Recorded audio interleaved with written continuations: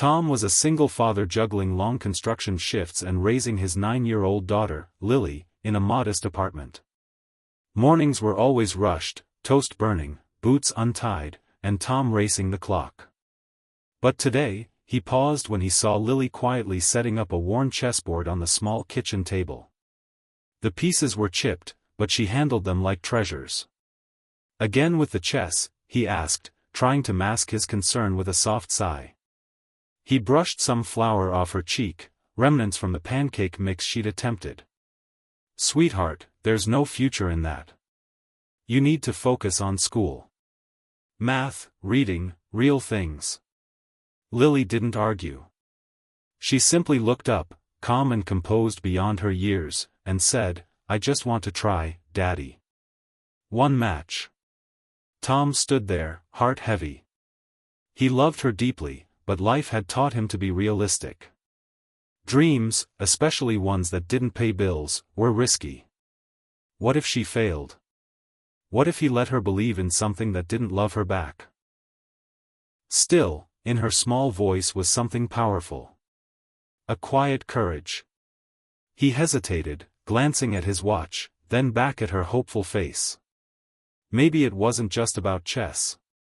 Maybe it was about letting her believe in herself, even if he was scared. Tom sighed again, this time with a smile.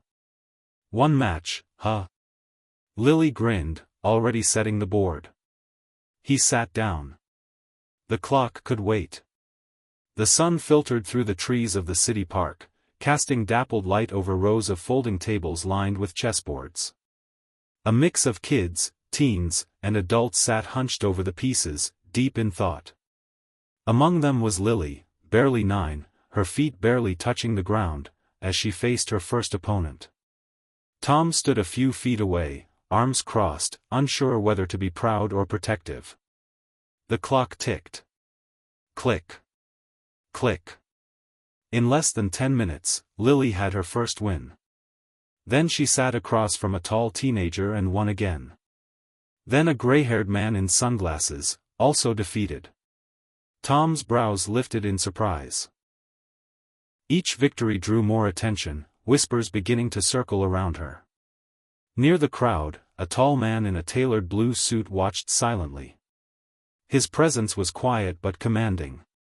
"She's reading the board like a story," he murmured to the tournament organizer beside him, awe in his voice. Tom caught the comment and stepped closer. "Who's that guy?" he asked one of the nearby parents. The response came in a hushed tone. "That's Mr. Callahan. He's the sponsor, CEO of a tech firm. They fund chess scholarships and youth programs." Tom's stomach fluttered with nerves. He hadn't expected any of this. He just wanted to let his daughter play a game. But now, something bigger was unfolding, something he didn't fully understand yet, but could feel coming, like the first move in a life-changing match. The final round had drawn a quiet, expectant crowd. Folding chairs creaked as people leaned in, cameras clicked softly, and the tension was thick in the summer air. At the center table, Lily sat across from the reigning adult champion, a stern man with a reputation for crushing hopeful challengers. Tom stood near the back, his heart pounding. He didn't care if she won or lost anymore. She had already proven something far greater. Then, the CEO, Mr. Callahan, stepped closer, standing just behind Lily's chair, hands folded tightly. His expression unreadable. Lily reached forward and made her first move. A deliberate knight placement. Smooth. Confident. The CEO gasped, barely audible, but visibly shaken. His eyes welled. "That's the Morphe trap," he whispered to no one in particular, voice trembling. "That's how my daughter used to open every game, before she passed." Everything stilled. The crowd, the birds, the champion, frozen in the weight of that memory. The chessboard became more than wood and pieces. It was suddenly sacred, a quiet bridge between grief and grace. Move by move, Lily held her ground, calm and clear. The champion hesitated longer, his confidence crumbling not from defeat, but from something deeper. Midway through the match, the man gently tipped his king over and sighed. "I resign."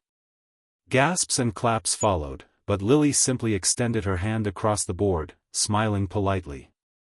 The CEO wiped his tears. For him, it wasn't about winning. It was about something lost being found, in a child's quiet courage and one unforgettable first move.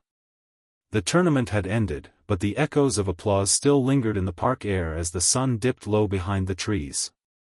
Orange light bathed the tables now being folded and packed away. Lily clutched her small trophy, more fascinated by the fading shadows than the weight of her victory. Tom stood beside her, still trying to make sense of it all. He had come here expecting a game. Instead, he had watched his daughter move hearts as effortlessly as she moved pawns. From the crowd, the CEO, Mr. Callahan, approached, no longer the composed executive, but a man moved by something deeply personal. He looked at Lily with a quiet reverence before turning to Tom. "She reminded me of someone I thought I lost forever," he said softly. His voice cracked at the edges, eyes still red from earlier. He knelt to Lily's level, smiling warmly. "Would you accept a full scholarship to our academy? We teach chess, yes, but also coding, design, creativity. Everything a bright mind like yours deserves." Lily blinked, unsure what to say. She looked up at her dad. Tom swallowed hard, tears pushing their way to the surface. I didn't even want her to play," he admitted, voice full of guilt and awe. The CEO stood and gently placed a hand on his shoulder. "You gave her a chance. That's all she needed." Tom nodded slowly, overcome. The board, the game, it had brought something to life neither of them expected: possibility. The school auditorium glowed with warm stage lights as students, parents, and faculty filled the seats. On stage, standing behind a podium barely taller than her, was Lily, now a year older, a little taller, a lot more confident. She wore her academy blazer, her hands steady as she spoke into the mic.